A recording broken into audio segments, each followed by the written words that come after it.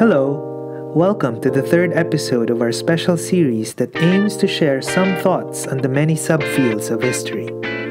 Sa series na ito, layunin natin na magkaroon ng talakayan tungkol sa exciting fields of history to provide some insights for history majors and enthusiasts. In this episode, we focus on social history. I am Aaron Malyari and this is Podcast Conversations on Philippine History, Politics, and Society. Time and again, we hear the statement, history is written by the victors. To a certain degree, there is truth in this statement. Take the example of colonialism. When the West engaged in their imperial pursuits and won many conquests and wars of aggressions, the landscape of global politics would be profoundly changed. With this came the changes more often coming with violence both discursive and physical to the lives of the peoples all over the world, especially those that were colonized.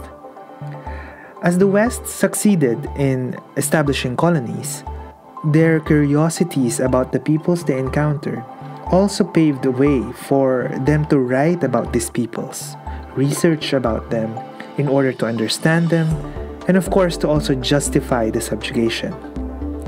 Thus, the volumes of documents that came to be stored in archives. In this sense, the victors, or the colonizers, immensely influenced how history has been written, owing to the actual historical studies produced and the sources on which they stood. While history could be written by the victors, or those with power, to be confined to this notion would have us losing sight of the importance and potentials of history in illuminating the past in order to make sense of developments across time, mapping the terrains to understand the present, and help in preparing for the future. What about those that were not victors? Paano naman yung mga natalo? Paano nga yung mga hindi nga lumaban? Diba? As political history focused on understanding the nuances of the state and the power it wields in the context of state-society relations, and intellectual history focused on the ways we think about these dynamics, along with the ideas that propelled and shaped societies, historians have also found it important to find ways to widen our vista and also look at how power and these ideas come into contact with the people, the society, to the everyday. How is life in societies like amidst the changing contexts that we see throughout the past? Here we see the development of social history. Social history has its roots in the attempts of thinkers to expand the social inquiry beyond the state and the elite. By the 19th century, many historians began raising questions about how we can understand the lives of peoples in the past. These questions eventually led to the rethinking of ways to read the documentary sources found in the archives. There were attempts at developing a way to read against the grain, of ways to surface what is between the lines, or what some would call looking into the cracks on the parchment, and later on, listening to the voices of those that were silenced. While the questions that occupied the thinking about the way we write and research history found a steady rise in the 19th century, a longer history of thinking about humans and societies provided the scaffold. Since the period of the Enlightenment, many thinkers have pointed the importance of disrupting the notion about the centrality of the divine in directing human affairs and the capacity of man to think as rational beings. The Enlightenment thinkers highlighted the importance of empiricism and observing phenomena, not just natural phenomena, but eventually also social phenomena. These eventually developed into the ideas that built the social sciences and invigorated history as a field of study. The works of Karl Marx and Friedrich Engels, for example, looked at the working class and capitalism, offering totalizing theories about the trajectory of society.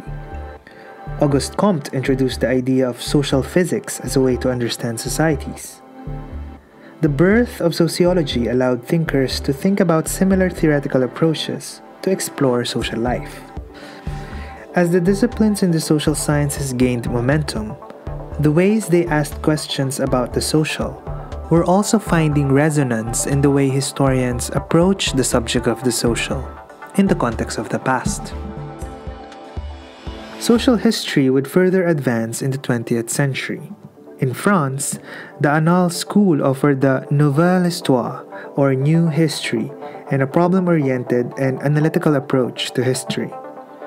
Historians such as Marc Bloch, Lucien Fabre, Jacques Le Goff, Emmanuel Leroy-Ladurie, Fernand Braudel, among others, wrote total histories that offered ways of understanding the past, covering entire spans of human activities, and actively engaged with other fields in the social sciences.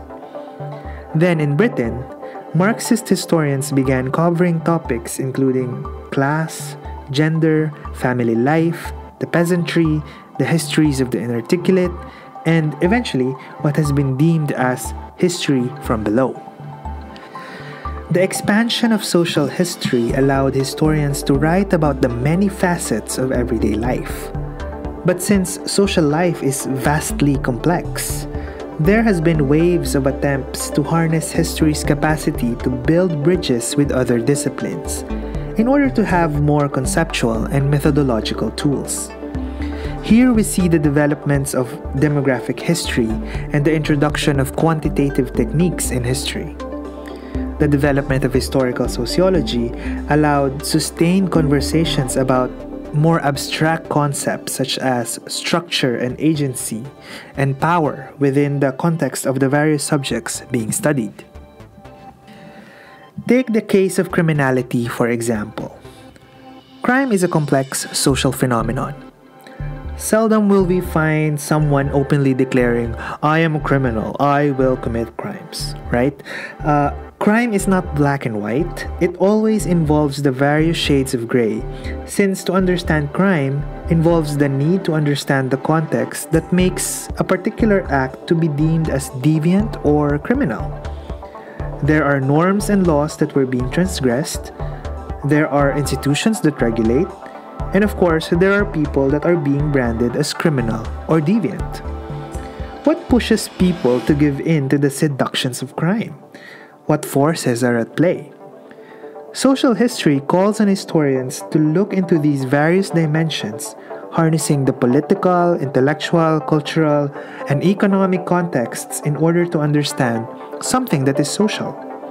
It calls on careful reading and rereading of sources, and even finding new sources. Siguro isa pang halimbawa sa konteksto naman ng Pilipinas, batas militar.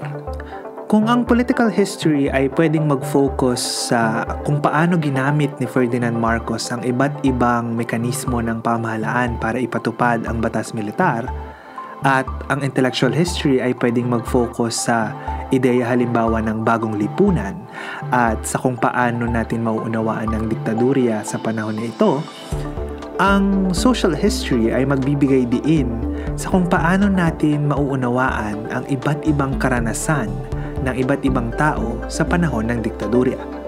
Dito natin makikita halimbawa na hindi ibig sabihin na may sektor na hindi nahirapan, hindi nito ibig sabihin na walang nahirapan. Iba't iba ang karanasan na magmumula sa iba't ibang sanggunian.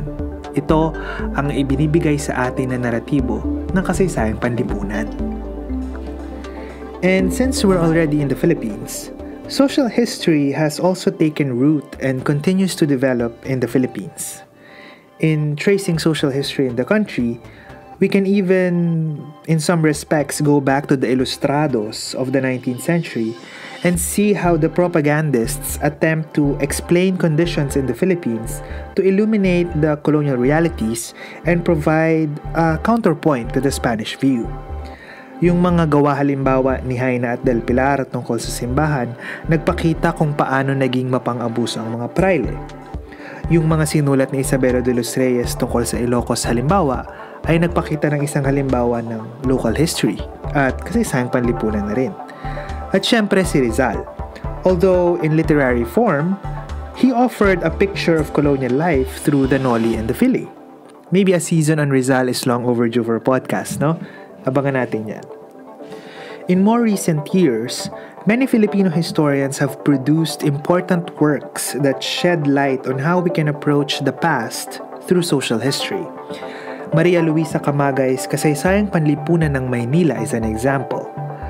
Her work titled Working Women of Manila is also an important contribution that showcased the life of the Filipino workers as cigareras and other occupations during the 19th century. Francis Gialogos' pioneering works on demographic history utilized population data to understand labor conditions, family life, and urban life. Of course, Reynaldo Ileto's Pasión and Revolution is a path-breaking work in offering a history from below. Recent works, such as those of Jelly Galang, showed another history of the Chinese in the Philippines by looking into the Chinese that were deemed as vagrants and outcasts.